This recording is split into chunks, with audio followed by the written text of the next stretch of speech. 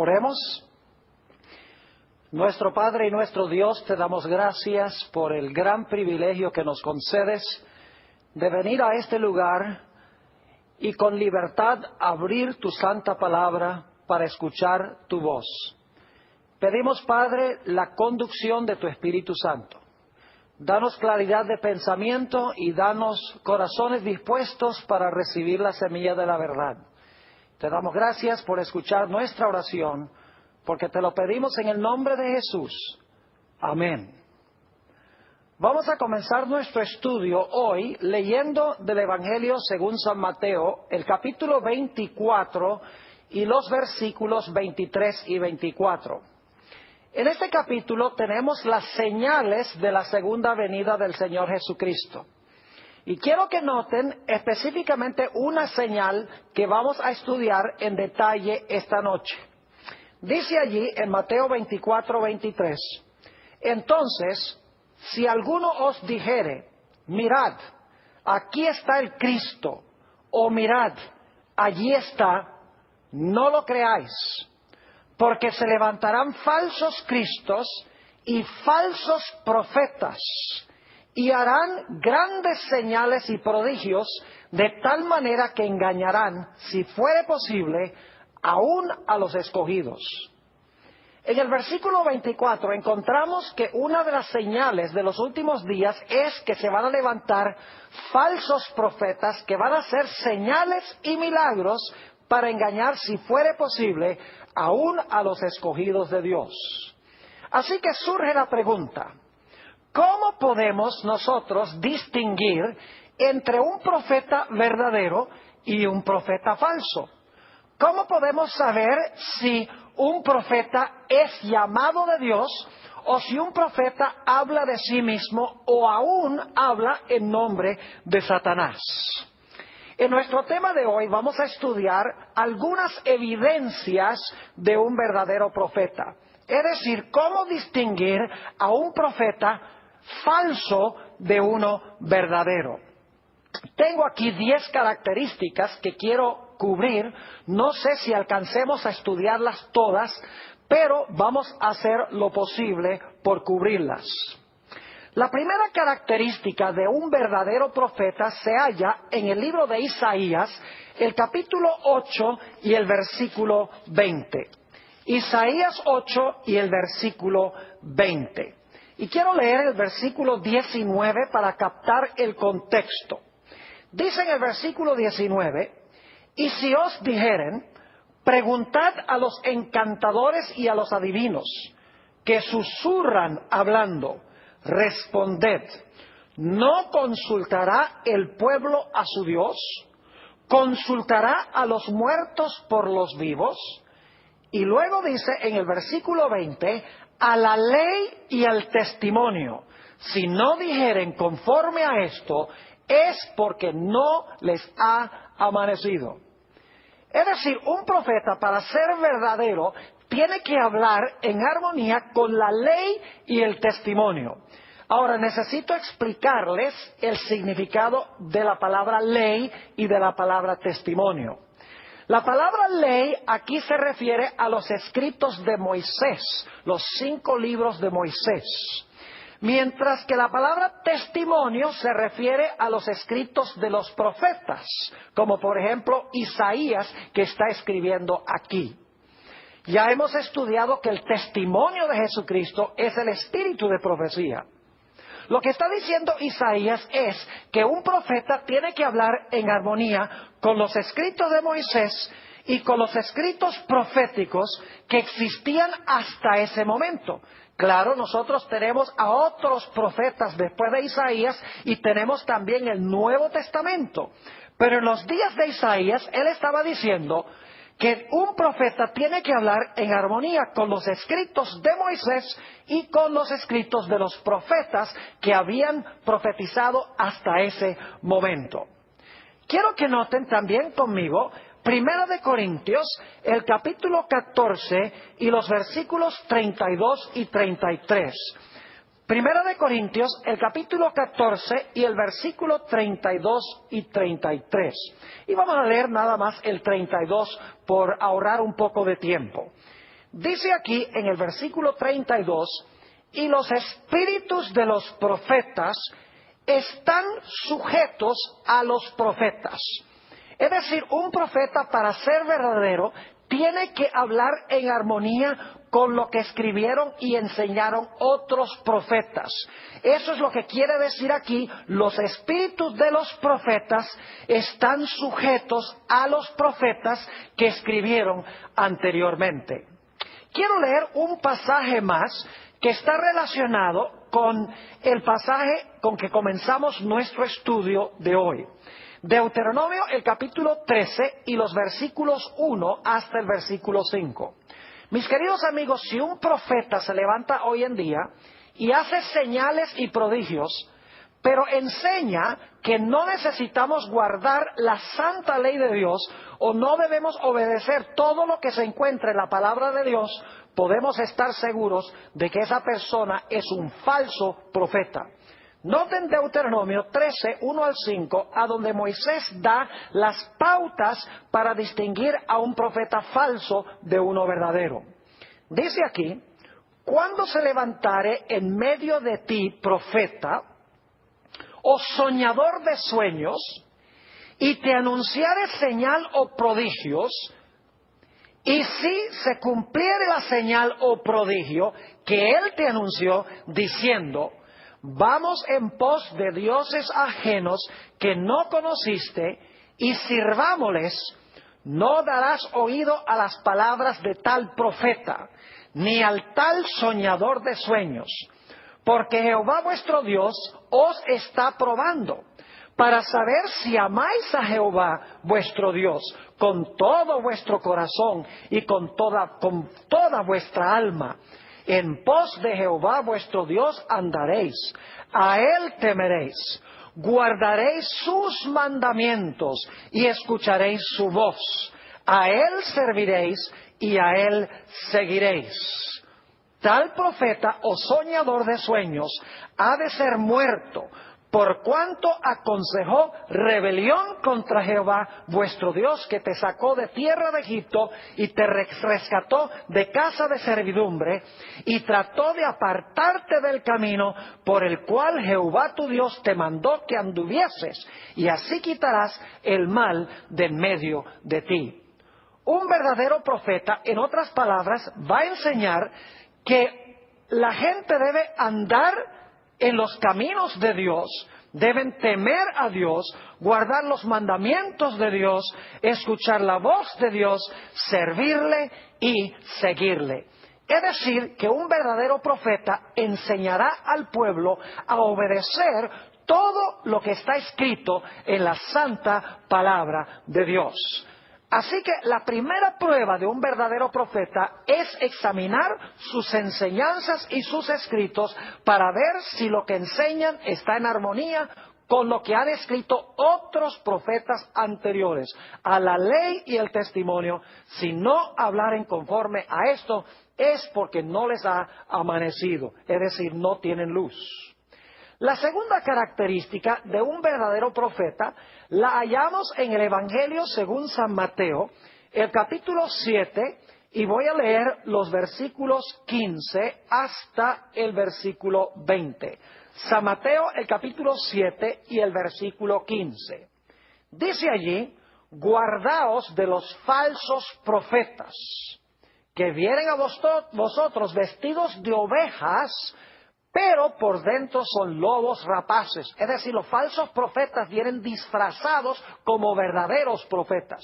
¿Cómo podemos entonces distinguir a uno verdadero de uno falso? Dice en el versículo 16: por sus frutos los conoceréis. ¿Acaso se recogen uvas de los espinos o higos de los abrojos?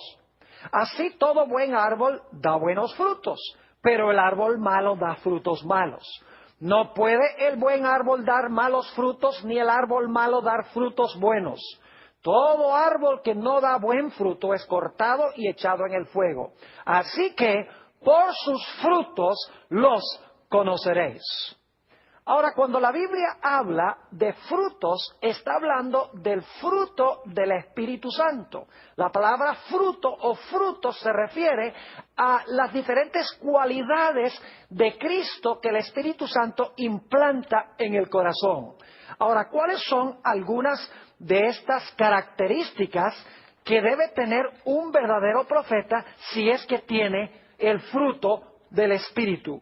Note lo que dice en Gálatas, el capítulo 5 y el versículo 22.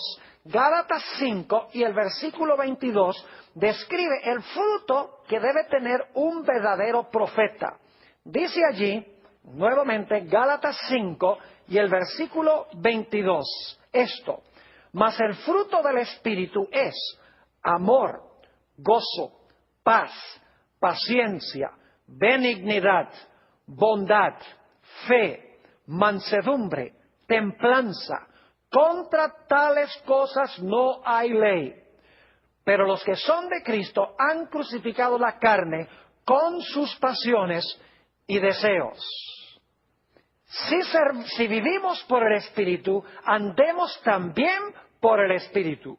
No nos hagamos vanagloriosos, irritándonos unos a otros, envidiándonos unos a otros. Es decir, un verdadero profeta manifestará en su vida mansedumbre, templanza, gozo, paz, paciencia, amor, benignidad, bondad, fe y todas las cualidades hermosas que tenía Cristo cuando caminó sobre esta tierra.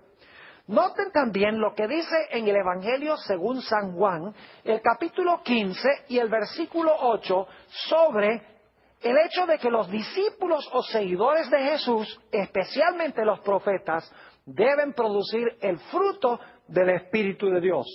Dice Jesús allí: en esto es glorificado mi Padre, en que llevéis mucho fruto y seáis así mis discípulos.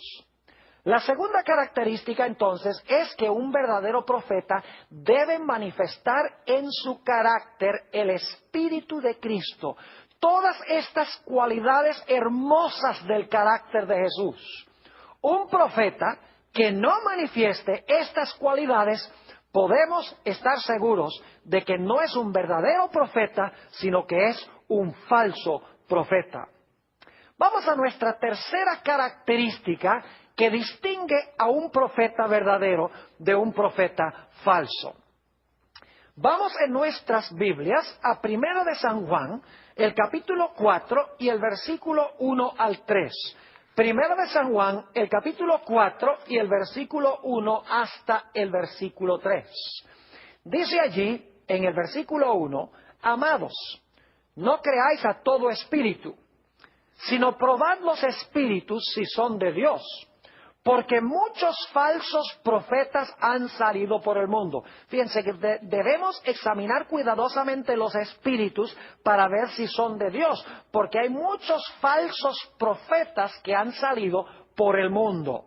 Ahora, ¿cómo podemos conocer cuál es el Espíritu de Dios? Versículo 2. En esto conoced el Espíritu de Dios. Todo espíritu que confiesa que Jesucristo ha venido en carne es de Dios. Y todo espíritu que no confiesa que Jesucristo ha venido en la carne no es de Dios. Y este es el espíritu del anticristo, el cual vosotros habéis oído que viene y que ahora ya está en el mundo. Un verdadero profeta entonces confesará que Jesucristo vino en carne. Y no solamente confesará que Jesús vino en carne, sino que confesará que Jesús, después de su resurrección y ahora en el cielo, aún conserva su naturaleza humana. Ahora quiero que notemos en nuestras Biblias el libro de Hebreos, el capítulo 2 y el versículo 14, sobre la naturaleza humana de Jesús cuando Él vino a esta tierra. Nuevamente, Hebreos 2 y el versículo 14. Así que, por cuanto los hijos, esos somos nosotros, participaron de carne y sangre, Él también participó de lo mismo. Fíjense que Jesús tenía carne y sangre, dice aquí, cuando se encarnó. Él también participó de lo mismo, para destruir por medio de la muerte al que tenía el imperio de la muerte, esto es, el diablo, y librar a todos los que por el temor de la muerte estaban durante toda la vida sujetos a servidumbre. Porque ciertamente no socorrió a ángeles, sino que socorrió a la descendencia de Abraham. Es decir, Jesús tenía que tomar la naturaleza humana porque Él no iba a ayudar a los ángeles, nos iba a ayudar a nosotros que somos humanos. Versículo 17. Por lo cual debía ser en todo semejante a sus hermanos, esos somos nosotros, para venir a ser misericordioso y fiel sumo sacerdote en lo que a Dios se refiere, para expiar los pecados del pueblo. Pues en cuanto Él mismo padeció siendo tentado, es poderoso para socorrer a los que son tentados. Noten aquí entonces que cuando Jesús vino a esta tierra, Jesús vino con carne, sangre y huesos. Vino como un ser humano real. Pero la Biblia también nos explica que después de su resurrección, Jesús aún conservaba su naturaleza humana, como la nuestra, no como la de un pecador y regenerado, sino la naturaleza humana de sus hermanos, aquellos que se han convertido, aquellos que han tenido un nuevo nacimiento y han recibido a Jesús en el corazón. Noten San Lucas, el capítulo 24 y el versículo 36, para que se den cuenta que el Señor Jesucristo, después de su resurrección, conservaba aún su naturaleza humana. San Lucas, el capítulo 24 y el versículo 36, dice lo siguiente: mientras ellos aún hablaban de estas cosas, es decir, los discípulos, Jesús se puso en medio de ellos y les dijo: paz a vosotros. Entonces, espantados y atemorizados, pensaban que veían espíritu. Pero Él les dijo: ¿por qué estáis turbados y vienen a vuestro corazón estos pensamientos? Mirad mis manos y mis pies, que yo mismo soy. Palpad y ved, porque un espíritu no tiene carne ni huesos como veis que yo tengo. Y luego dice, y diciendo esto, les mostró las manos y los pies. Fíjense que Jesús dijo que tenía carne y huesos después de su resurrección. Los discípulos como que todavía no querían creer. Y por lo tanto dice en el versículo 41, y como todavía ellos de gozo no lo creían, estaban maravillados, les dijo: ¿tenéis aquí algo de comer? Entonces le dieron parte de un pez asado y un panal de miel, y él lo tomó y comió delante de ellos.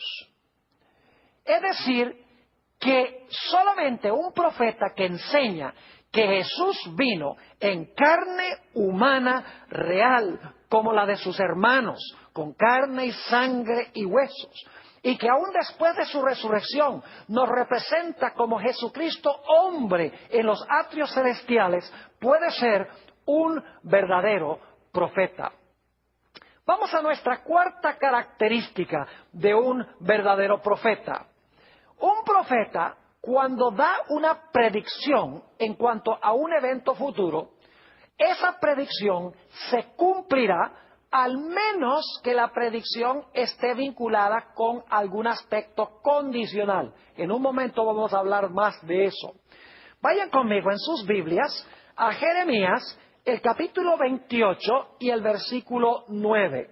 Jeremías, el capítulo 28 y el versículo 9 nos presenta esta característica. Dice aquí: el profeta que profetiza de paz, cuando se cumpla la palabra del profeta, será conocido como el profeta que Jehová en verdad envió.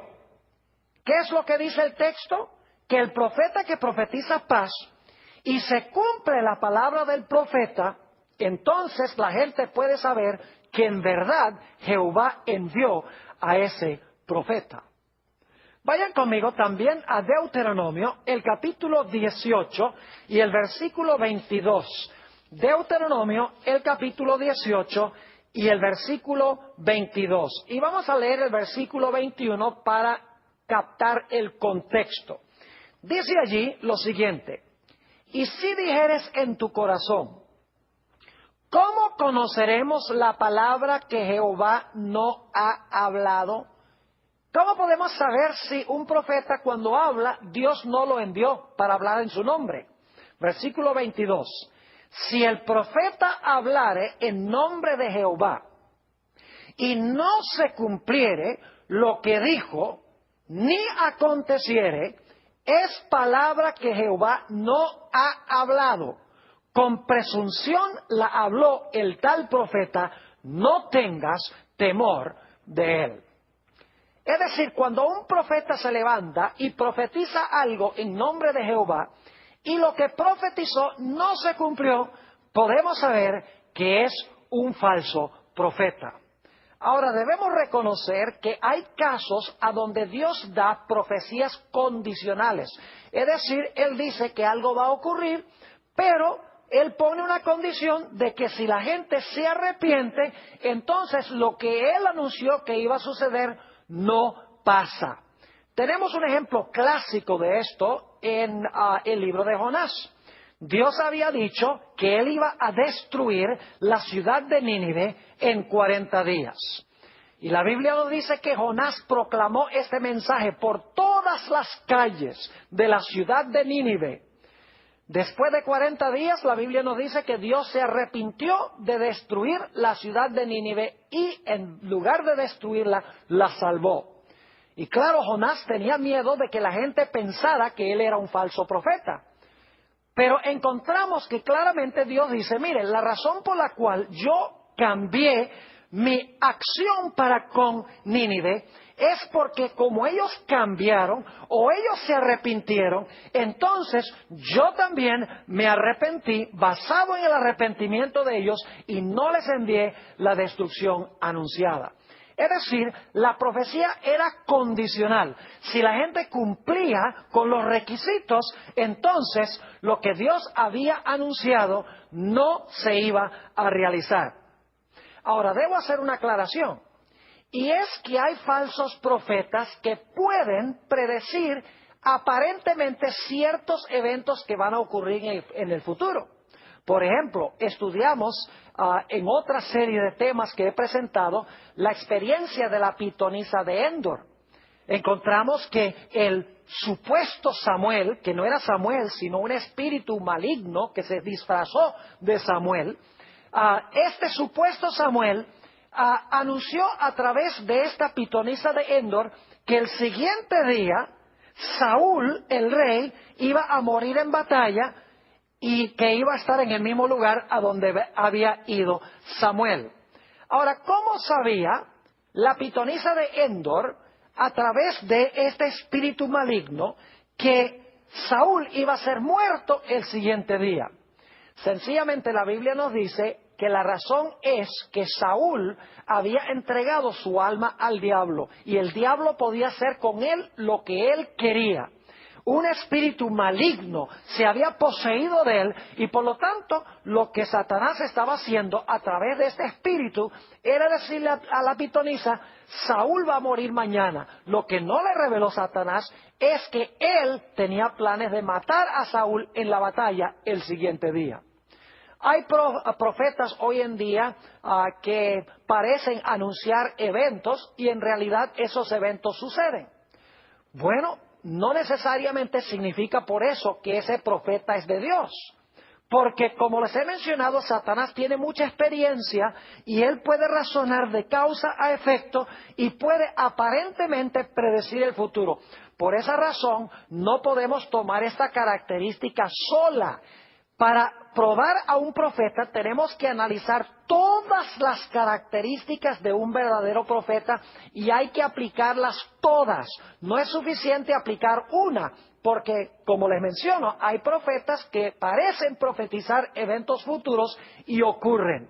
Así que no es suficiente aplicar una o dos de estas evidencias, sino que debemos aplicarlas todas.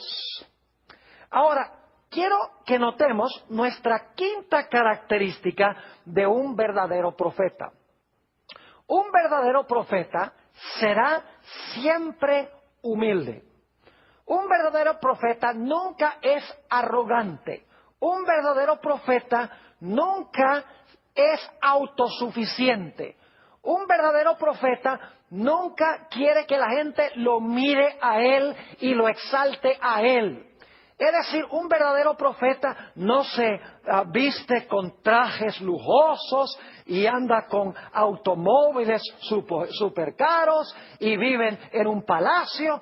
En realidad, no hay profeta en la Biblia que haya cabido con esas características arrogantes y autosuficientes de muchos de los profetas que existen en el mundo hoy. Tal vez un buen ejemplo de un profeta que manifestó gran humildad lo encontramos en el caso de Juan el Bautista. Note lo que dice en el Evangelio según San Juan, el capítulo 1, San Juan el capítulo 1, y voy a leer los versículos 8 y 9. San Juan 1, 8 y 9. Está hablando aquí de Juan y dice, no era él la luz, sino para que diese testimonio de la luz. Aquella luz verdadera que alumbra a todo hombre venía a este mundo. Es decir, un verdadero profeta se esconderá detrás de Jesús, detrás del hombre del Calvario, y dirá, es necesario que Jesús crezca y es necesario que yo disminuya. Note lo que dice también en los versículos 26 hasta el versículo 29. Juan les respondió diciendo, yo bautizo con agua, mas en medio de vosotros está uno a quien vosotros no conocéis. Este es el que viene después de mí, el que es antes de mí, del cual yo no soy digno de desatar la correa de su calzado. Estas cosas sucedieron en Betabara, el otro lado del Jordán, donde Juan estaba bautizando. El siguiente día vio Juan a Jesús que venía a él y dijo, he aquí el Cordero de Dios que quita el pecado del mundo. Y en realidad Juan el Bautista luego dice, es necesario que él crezca y que yo disminuya. Yo no tengo ni siquiera la dignidad para amarrar las trenzas o los cordones de sus sandalias. Es decir, un verdadero profeta es un individuo que será humilde. ¿Cuán diferente de los profetas, de los tales llamados, digamos, profetas de hoy en día? Que andan en carros lujosos, viven en casas súper caras, que tienen mucho dinero, visten con trajes de $1,000, $2,000, están llenos de dinero, ostentan su grandeza y su autosuficiencia. Esa es una gran señal de un falso profeta. Vamos ahora a la característica número 6. Es una característica muy importante. Un verdadero profeta siempre desenmascarará y siempre reprenderá el pecado, sin temer en absoluto las consecuencias que le puedan venir. Saben ustedes, hoy en día los profetas hablan muy poco en cuanto al pecado. Los tales llamados profetas hablan muy poco en cuanto al pecado. Hoy se ha proliferado la idea del evangelio de la prosperidad. Es decir, la idea de que si tú donas dinero a cierto ministerio, si tú siembras esas semillas de dinero en cierto ministerio, entonces tú vas a prosperar, te vas a volver rico, te va a ir bien en todo, vas a tener paz y vas a tener abundancia. En realidad, este evangelio no es un verdadero evangelio, pero a las muchedumbres les encanta oír eso porque quieren tener paz y quieren tener prosperidad sin la necesidad de arrepentirse del pecado. Pero en la Biblia, los verdaderos profetas siempre desenmascararon el pecado, siempre reprendieron directamente el pecado. Tenemos varios ejemplos en la Biblia de profetas que estuvieron dispuestos de morir por desenmascarar y reprender el pecado. Permítame mencionarles algunos de esos profetas que anunciaban la verdad cortante de Dios sin dar vueltas y sin temer las consecuencias. Tenemos, por ejemplo, el profeta Natán. Cuando David cometió su terrible pecado de adulterio y luego mandó a matar a Urías Eteo, Dios le dijo al profeta Natán: tú debes ir al rey y debes reprender al rey abiertamente por los pecados que ha cometido. Natán el profeta sabía que todo el poder estaba en las manos del rey. El rey podía dar un decreto para matarlo si él quería. Y sin embargo, sin temor y sin reservaciones, la Biblia nos dice que el profeta Natán fue a donde David y le dijo: David, tú eres aquel hombre. Reprendió su pecado y la Biblia nos dice que David, y que fue impactado e impresionado por el Espíritu de Dios, se arrepintió y escribió el hermoso Salmo 51, que es el salmo de su penitencia. Podríamos pensar también de Elías, cuando fue ante Acab. Acab le dijo: oh, eres tú el que alborotas al pueblo de Israel. Y encontramos que Elías le dijo: no, yo no he alborotado al pueblo de Israel, sino que tú y la casa de tu padre han alborotado a Israel, abandonando los mandamientos de Dios y adorando a los Baales. Es decir, Elías no le tenía miedo al rey. Cuando había pecado, él cantaba el pecado por su nombre. Jeremías habló claramente ante varios reyes. Y como resultado, la Biblia nos dice que Jeremías fue a parar más que una vez al calabozo. Es decir, los profetas siempre viven en destierro, huyen al desierto. No son queridos, sino que son odiados, como veremos dentro de unos momentos. El profeta Isaías tuvo palabras de reprensión para el rey Acaz y también para Ezequías. Y la Biblia nos dice que en Hebreos el capítulo 11, que Isaías fue aserrado, es decir, fue colocado en un tronco y luego el tronco fue serruchado en dos. ¿Y qué diríamos de Juan el Bautista? Que compareció ante Herodes y le dijo: no es lícito que tú tengas la mujer de tu hermano. Es decir, reprendió la violación del séptimo mandamiento que estaba practicando el rey Herodes. Y todos sabemos que como resultado de su predicación clara y directa a Herodes, eso le costó literalmente a Juan el Bautista la cabeza. ¿Y qué diríamos de Juan el Apóstol, el que escribió el libro de Apocalipsis? La tradición cristiana, una tradición muy fidedigna, nos dice que Juan el Apóstol fue llevado para testificar ante el emperador Domiciano, emperador de Roma. Y la Biblia nos dice, en realidad la tradición eclesiástica nos dice, la Biblia nos dice que fue enviado a Patmos, como veremos en un momento, pero la tradición nos dice que Juan testificó ante Domiciano y lo reprendió claramente por los pecados que él estaba cometiendo. Y por lo tanto, la tradición nos dice que Juan fue echado en un caldero de aceite hirviente.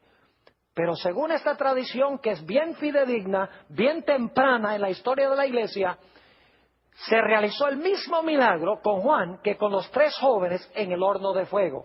Es decir, que no fue consumido ni fue hervido Juan como resultado de estar en ese aceite. Y por lo tanto, nos dice la tradición que Domiciano desterró a Juan a la isla de Patmos. Y eso sí lo tenemos en la Biblia, porque la Biblia nos dice claramente que Juan estaba en la isla de Patmos, que era como el Alcatraz de aquella época. Era una prisión que era una isla a donde había minas de azufre. Es decir, que los verdaderos profetas presentan la verdad sin temer las consecuencias.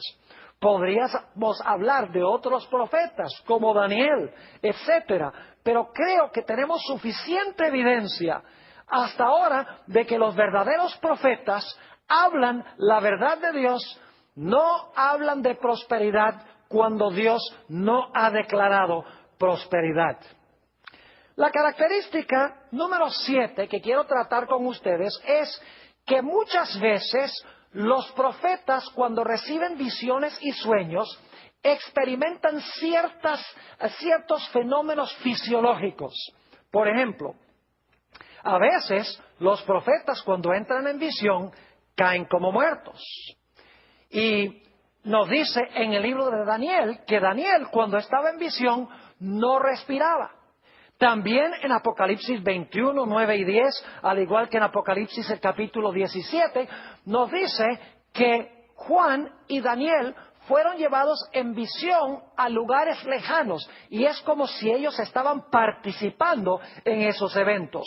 En Apocalipsis 21, 9 y 10 nos dice la Biblia que Juan sintió que estaba siendo llevado a la Nueva Jerusalén, a ver la Nueva Jerusalén. En Apocalipsis 17 nos dice que Juan fue llevado a contemplar en el desierto a la gran ramera. Ahora sabemos que no eran transportados allí físicamente, pero en sus mentes eran transportados y era tan real que ellos pensaban que estaban allí. El apóstol Pablo tuvo una experiencia semejante a esta, según nos dice la Biblia, en 2 de Corintios, el capítulo 12 y el versículo 2 al 4, a donde se nos declara que el apóstol Pablo conoció a un hombre, y yo creo personalmente que ese hombre es él mismo, conoció a un hombre que hace varios años fue transportado al tercer cielo. Y luego dice, no sé si fue transportado en el cuerpo o fuera del cuerpo. Es decir, no sé si fue transportado al cielo en visión o si fue transportado al cielo en persona. Dice, pero allá escuchó palabras que nadie puede repetir. Es decir, que los profetas pasaban por cierta serie de fenómenos fisiológicos cuando entraban especialmente en visión. Perdían la fuerza natural, caían como muertos, no respiraban. Después de la visión nos dice que Daniel recuperaba su fuerza otra vez. Es decir, que muchas veces los profetas cuando entran en visión pasan por estos fenómenos fisiológicos. Ahora vamos a nuestra característica número 8 de un verdadero profeta. En realidad, los verdaderos profetas son odiados y perseguidos por aquellos a quienes entregan el mensaje. El oficio profético es un oficio supremamente difícil. Según la Biblia, los profetas no buscaban esa función. No estudiaban para ser profetas, no se enorgullecían de ser profetas. Generalmente hablando, en la Biblia, los profetas preferían no ser profetas, trataban de zafarse del llamado. Por ejemplo, Moisés, cuando Dios lo llamó, Moisés dice, no, pero yo no sé hablar. Lo mismo sucedió con el profeta Jeremías. El profeta Jeremías dijo, no, yo no sé hablar. Es decir, los profetas sabían que les esperaba una tarea supremamente difícil y preferían no tener que cumplir la función de profeta. Muchas veces los profetas eran medio extraños y excéntricos. Raras veces los profetas eran populares. Es decir, yo no conozco ningún caso en la Biblia a donde un profeta haya sido querido por el pueblo. Porque el pueblo a quien era enviado el profeta siempre odiaba al profeta porque el profeta decía las cosas exactamente como son. Es decir, como hemos hablado, el profeta no encaramelaba su mensaje, sino que el profeta reprendía el pecado y hablaba directamente.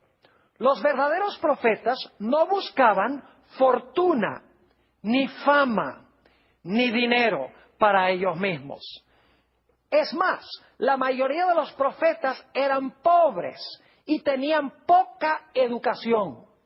Y yo creo que una de las razones por las cuales Dios escogió profetas con poca educación es que la gente que tiene mucha educación le encanta mostrar su sabiduría y de esa manera se interponen entre Dios y el pueblo, y en vez de dar el mensaje de Dios, imparten un mensaje que viene de su propia sabiduría. Por eso Dios escogió lo más débil de los débiles para impartir su mensaje, porque una persona sin educación, una persona sencilla y humilde, podía ser usada fácilmente en las manos de Dios. Ahora queremos ir a nuestra característica número 9 de un verdadero profeta. Los verdaderos profetas nunca usarán métodos prohibidos para descubrir el mensaje de Dios. Vayan conmigo en sus Biblias a Deuteronomio, el capítulo 18 y los versículos 9 al 12. Deuteronomio, el capítulo 18 y los versículos 9 hasta el versículo 12. Aquí se dan métodos prohibidos por Dios, métodos que Dios no usa para impartir su mensaje. Y un verdadero profeta nunca usará esta metodología para transmitir el mensaje de Dios.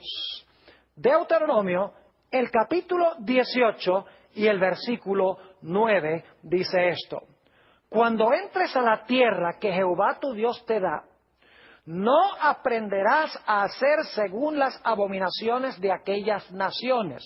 Fíjense que aquellas naciones que Dios mandó a expulsar de Canaán cometían ciertas abominaciones. ¿Cuáles eran algunas de esas abominaciones? Versículo 10.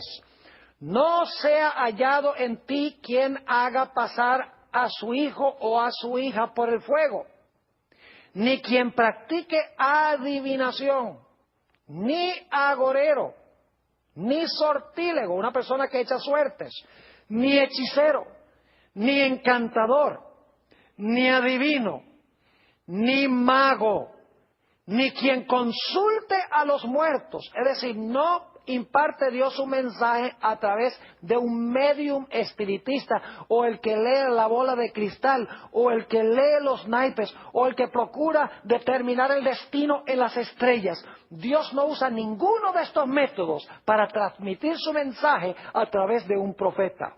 Noten el versículo 12, porque es abominación para con Jehová cualquiera que hace estas cosas, y por estas abominaciones Jehová tu Dios echa estas naciones de delante de él.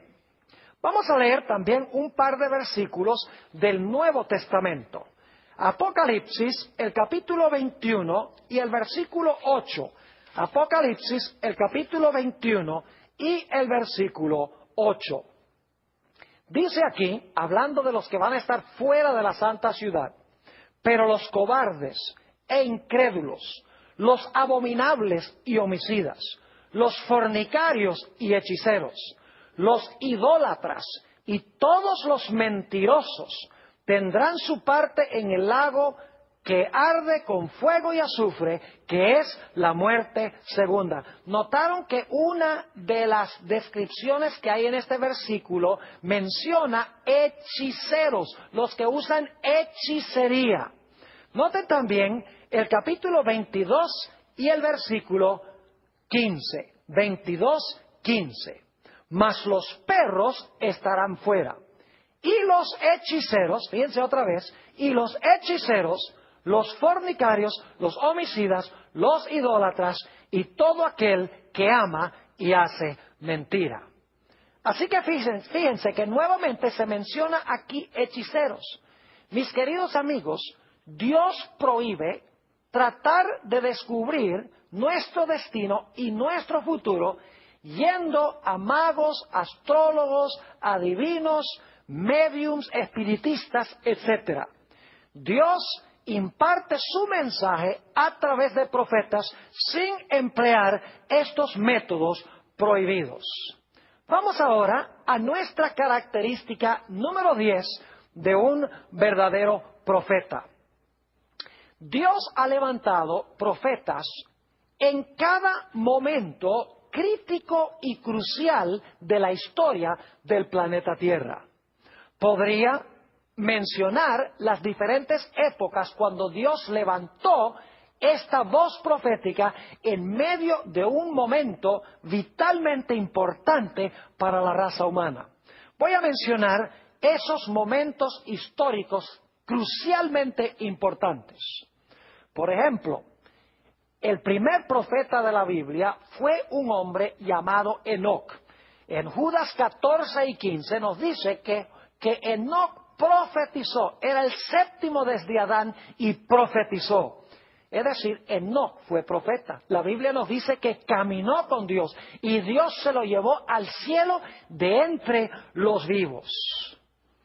La Biblia nos dice que cuando Dios estaba a punto de mandar un diluvio universal, ciertamente un evento crucial en la historia del planeta Tierra, Dios levantó a un profeta para advertirle al mundo en cuanto a lo que iba a pasar, para que se arrepintieran de su pecado. Ese profeta fue Noé. Cuando Dios iba a dar inicio a la nación judía, Dios llamó a otro profeta, el profeta Abraham. Y sí, la Biblia nos dice en Génesis 15 y el versículo 13 al 15 que Abraham fue un profeta. Es más, el Señor Jesucristo en San Juan 8:56 declaró que Abraham vio mi día y se gozó. Es decir, que Abraham, cuando Dios iba a establecer a la nación de Israel, levantó a un profeta. ¿Qué diríamos cuando Dios iba a librar a su pueblo de Egipto? La Biblia nos dice que otra vez en este momento crucial de la historia, Dios levantó a otro profeta. Su nombre era Moisés. Y Dios a través de Moisés sacó al pueblo de Israel de Egipto y los llevó a la tierra de Canaán. En la época de los reyes, Dios levantó a otro profeta, a David, quien escribió muchas profecías, por ejemplo, en los Salmos. En el Salmo 16 hay una profecía mesiánica hermosa donde dice que el cuerpo del Mesías no iba a haber corrupción en el sepulcro.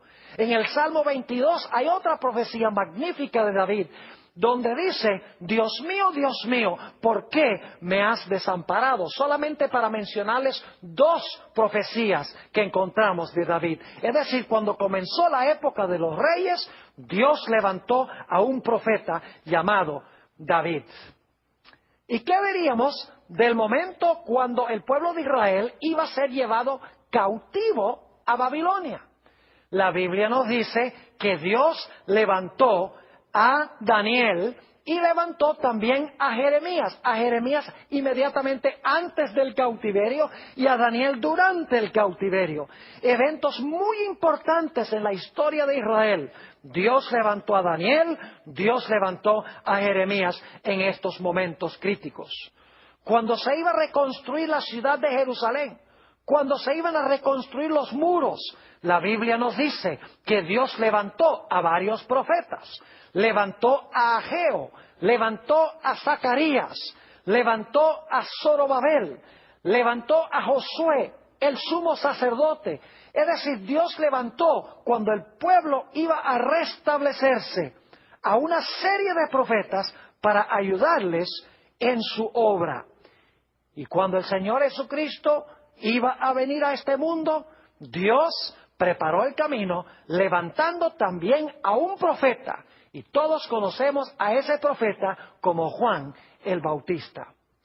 Ahora yo pregunto, ¿creen ustedes que si estamos viviendo en los últimos días, que Dios cerca del final de la historia también va a levantar la voz profética? ¿O será que Dios al final de la historia no va a levantar ningún profeta?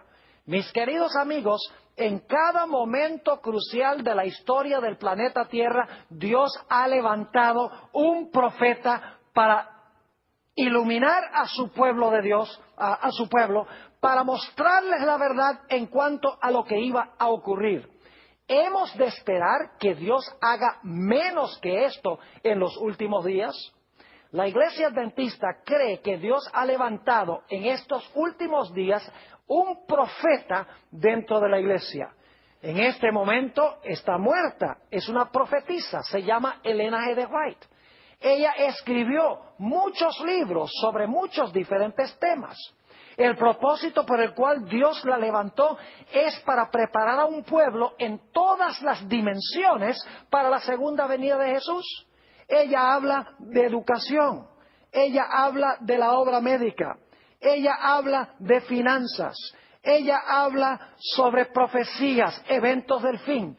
Habla de todas las dimensiones de la vida cristiana y cómo podemos nosotros complacer a Dios y preparar un carácter donde podamos decir, he aquí, este es nuestro Dios, le hemos esperado y Él nos salvará. Si ustedes quieren, pueden comunicarse con nosotros cuando vean esta presentación en la dirección que aparece al final de la presentación y nosotros les podemos instruir de cómo adquirir las maravillosas obras que escribió esta extraordinaria mujer. Ahora, algunas personas dicen, bueno, Pastor Bohr, pero el asunto es que Elena G. de White fue una mujer. ¿Acaso una mujer puede ser profeta según la Biblia? Claro que sí. Déjeme mencionarles los nombres de varias mujeres que fueron profetas de Dios. Tenemos a María, la hermana de Moisés. Tenemos a Débora, que fue profetisa y además de eso fue juez. Tenemos a Hulda, la profeta, que se levantó en los días del rey Josías para guiarlo en su gran reforma que trajo al pueblo de Israel. Tenemos otros profetas menos conocidos, como Ido, por ejemplo. Tenemos las 4 hermanas de Felipe. Tenemos a Ana también. Es decir, en la Biblia hay muchas mujeres que fueron profetisas usadas por Dios. Así que el hecho de que Elena G. de White haya sido una mujer no tiene ninguna trascendencia. Pero alguno dirá, Pastor Bohr, ¿será que hubo profetas cuyos escritos no formaron parte de la Sagrada Escritura? Porque la señora White escribió muchos libros, pero ninguno de sus libros es parte de la Biblia. ¿Será que había otros profetas que hablaron en nombre del Señor y que sus libros o sus escritos no fueron incluidos en la Sagrada Escritura? Claro que sí. La Biblia menciona a varios de estos. Por ejemplo, Natán fue profeta. No hay ningún libro de la Biblia que tenga el nombre de Natán. Elías fue un gran profeta. No hay ningún libro en la Biblia que tenga el nombre de Elías. Eliseo fue un profeta muy importante. Tampoco hay un libro en la Biblia que lleve el nombre de Eliseo. Tenemos también a Juan el Bautista, que Jesús dijo era el mayor de todos los profetas.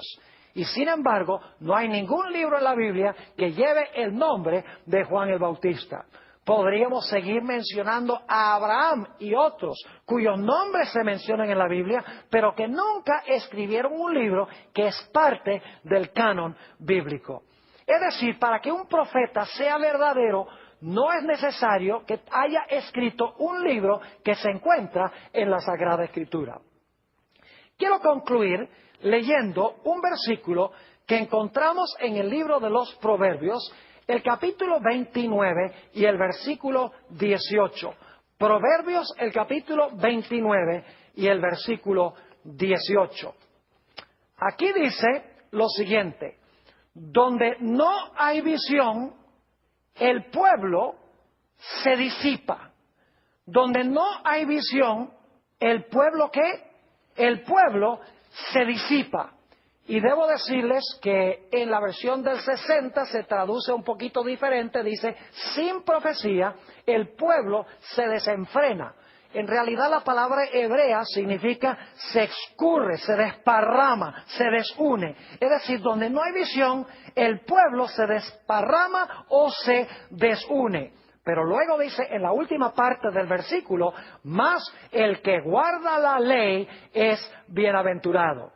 Fíjense que la visión que Dios da al profeta tiene que ver con la obediencia a la santa ley de Dios. Porque dice, si no hay profecía, el pueblo se escurre o se desune. Pero luego dice, más, es decir, pero el que guarda la ley es bienaventurado. En el libro de Segunda de Crónicas, el capítulo 20, tenemos un texto con el cual yo quiero terminar nuestro estudio de hoy. Segunda de Crónicas, el capítulo 20, y quiero leer el versículo 20, nuestro último texto. Dice allí, en Segunda de Crónicas 20:20, había un grupo de naciones, 3 de ellas que estaban viniendo contra el pueblo de Israel para destruirlo.